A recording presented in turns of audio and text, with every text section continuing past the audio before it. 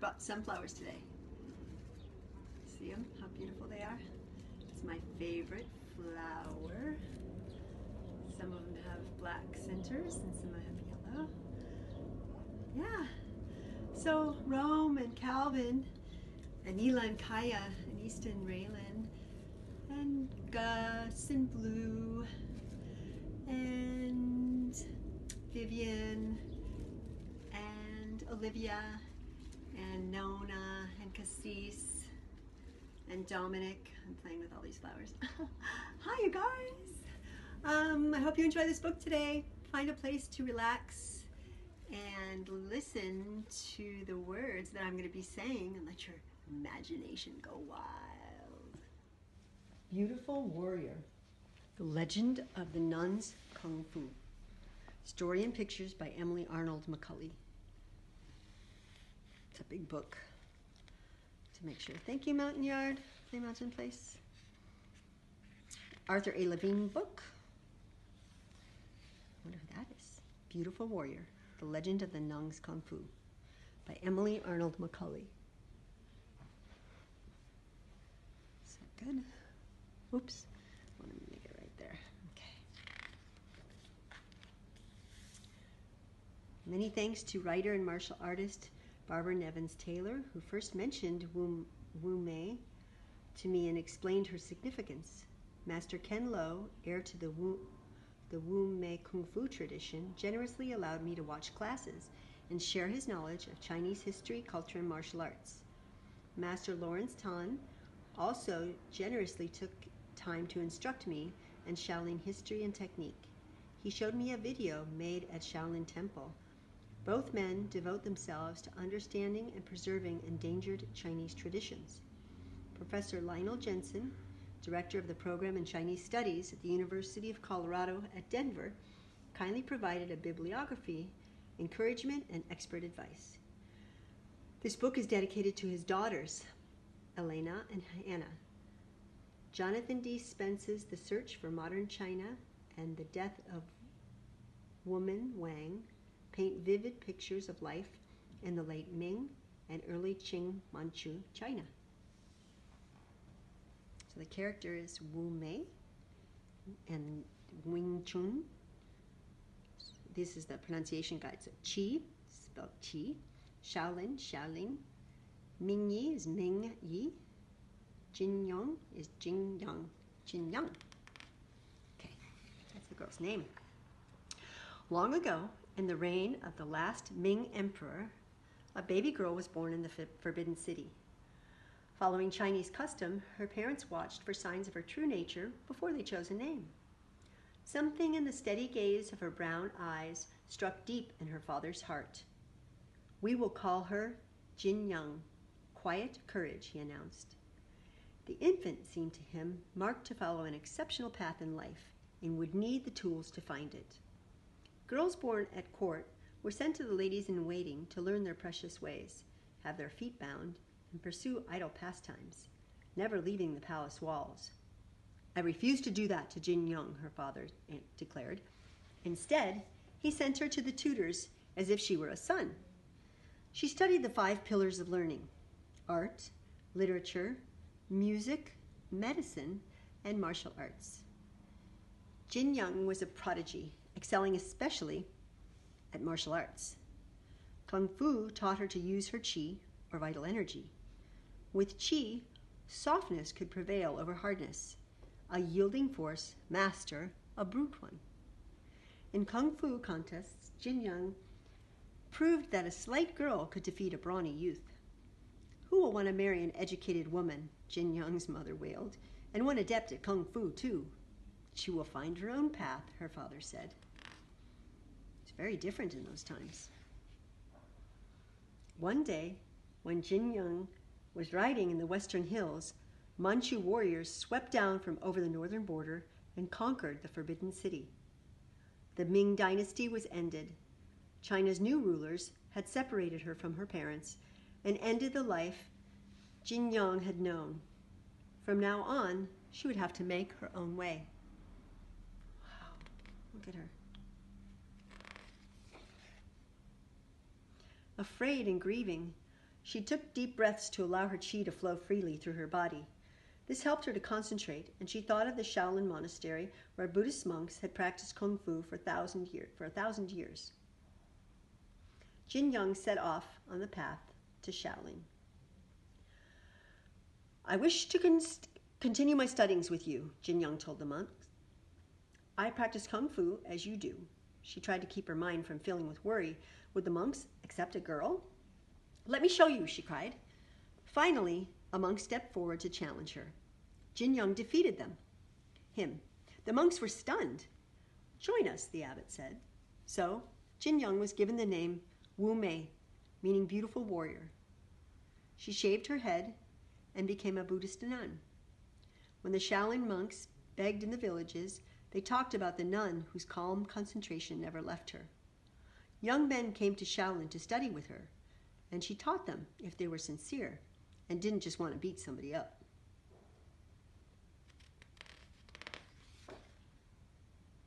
At the foot of Mount Song lay a village where the Wang family eked out a living selling bean curd.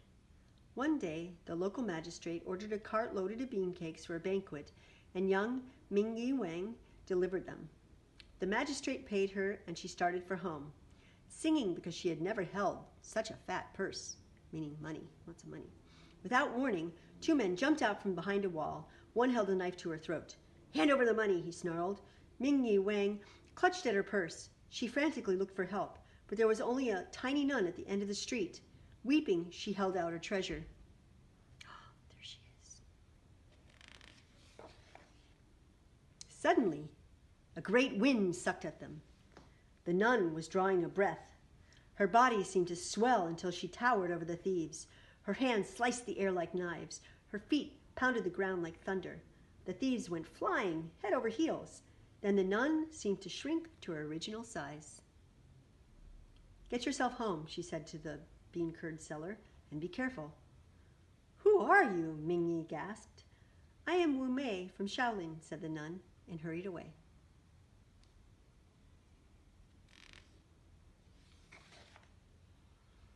So the Wang saved the magistrate's money for Mingyi's dowry. Life was uneventful until the day a hairy brigand rode into town with his gang. He bought a bean curd cake from Mingyi. Pretty girl, he shouted. You'll make me a fine wife.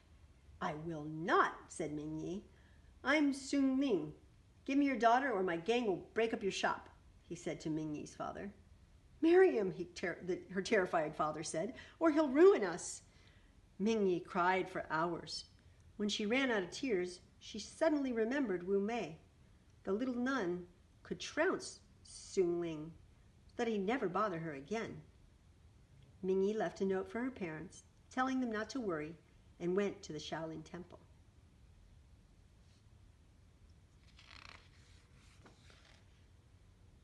As she approached, the monastery bell pealed in a high, thin air. In the courtyard, the nun sat like a stone under a tree. Mingyi blurted out her story. Wu Mei raised her hand. Calm your mind, she said. No problem can be solved by a drunken monkey. Mingyi went on babbling. I've already solved it, she insisted. You just give Sun Ling a good drubbing.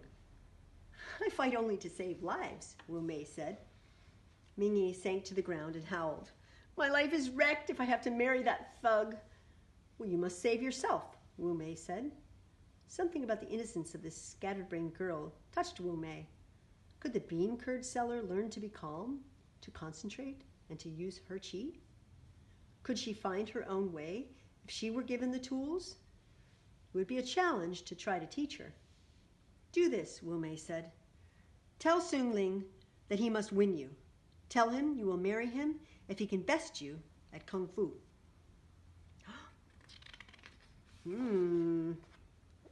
What? But I don't know Kung Fu. Besides, he's huge. He could smash me like a bean curd cake. Wu Mei laughed. It's not force that prevails, but inner strength. Kung Fu takes a lifetime to learn. But this is an emergency, so I will give you a crash course. It will take a year. Postpone the wedding. Mingyi was very disappointed. She had come all this way, so full of hope, only to be given a crazy plan. But what choice was there? She went home and told Sun Ling, who thought it was hilarious. So did all of his goons. "Why not wait a year? How can I lose?" he crowed. Mingyi left her parents and returned to the Shaolin Temple where the lessons began. Wu Mei led her pupil to a pool of water. "Make your mind perfectly calm like this pond," she instructed.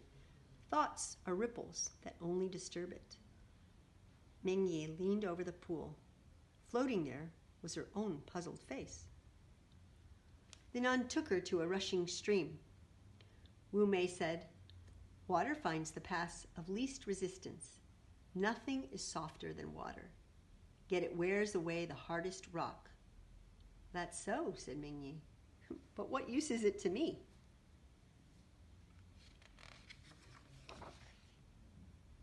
"Now look at the bamboo," Wu Mei went on. "When the wind blows, bamboo bends but doesn't break. When the wind changes, it snaps back like a whip." Mingyi said, "Hadn't I better learn to fight?" "You are learning now," said Wu Mei serenely. Wu Mei led Mingyi back to a clearing. "Watch," said Wu Mei. "The stately crane never loses its balance. It moves quickly and pecks at the snake. The snake coils and slithers out of reach, then wraps itself up around the crane's legs. Each creature makes use of its body's natural strengths."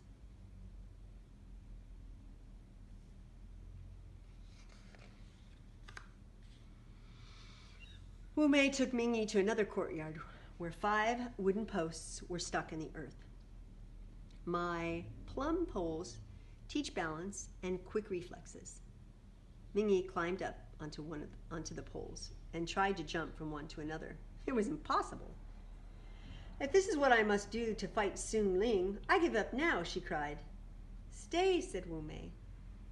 Staying on the poles took so much concentration, Mingyi forgot to complain. After a few weeks, she was sure-footed and able to wave back and forth.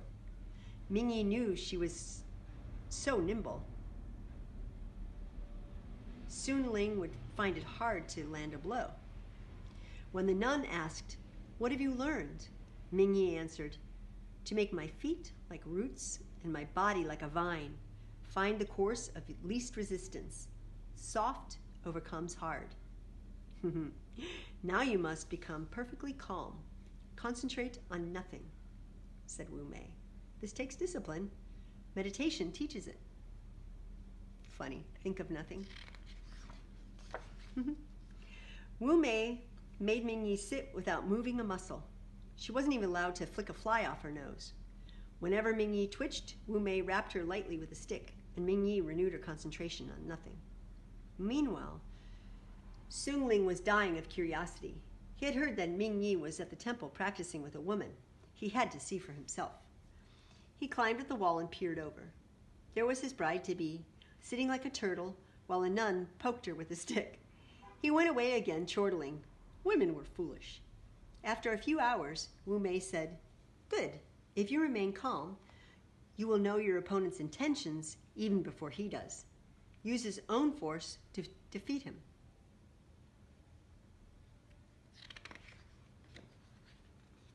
As Mingyi meditated and practiced kung fu, she became ever more calm and sturdy.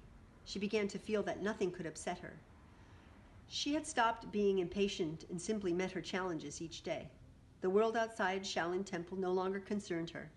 She forgot all about having to defeat Sun Ling in order to win her freedom. She was already free. One morning, she greeted Wu Mei as usual. "Let's go to work, master." "No," said Wu Mei. "The time has come." Mingyi looked puzzled. "The year is over." "Oh," Mingyi protested. "Am I ready, master?" "You are ready," said the nun. "It is up to you now." Mingyi nodded.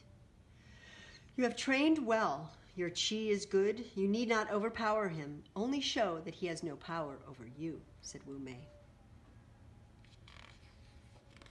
She said goodbye, bowing to her master. Together they returned to Mingyi's village. Celebration was in the air. Sun Ling and his band of ruffians swaggered about. A wedding feast with fireworks was already prepared and waiting. "Concentrate, flow like water, yield like bamboo," Wu Mei whispered before slipping into the crowd. Is she there? Oh, she's there. She's walking into town. The contestants faced off. Sung Ling let out a huge grunt. He lifted his fists and circled Mingyi. You are so tiny, I could crush you like a bean cake. Mingyi emptied her mind and concentrated. She could feel her qi flow freely. She could sense what Sung Ling was about to do. He lunged for her, fists punching. She leapt nimbly out of reach and resumed her stance. He attacked again, but Mingyi flowed like water. He swung his arm and she bent like bamboo. Then she snapped back, knocking Sung Ling off his feet. Again and again, the bully attacked, throwing all of his might at the little bean curd seller, but each time she anticipated him. Finally, his own brute force exhausted him.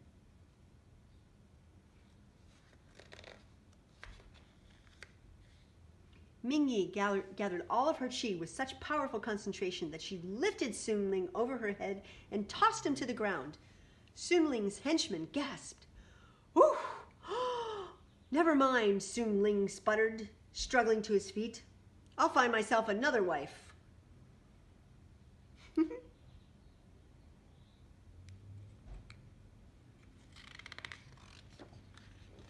Mingyi's parents embraced her.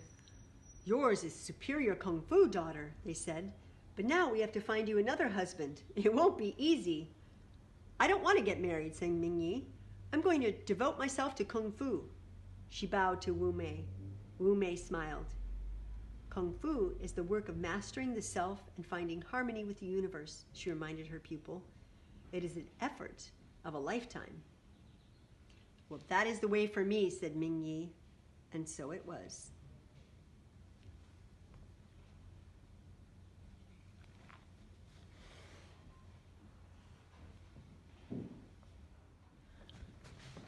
Oh yeah, Mingyi using her qi to overcome a big guy. She was little. Did you see her in those pictures? Yep, we all have it. Our vital energy, our qi. I hope you enjoyed that book, because I sure did. Beautiful warrior. Wonderful. I love you. Mwah. See you next time.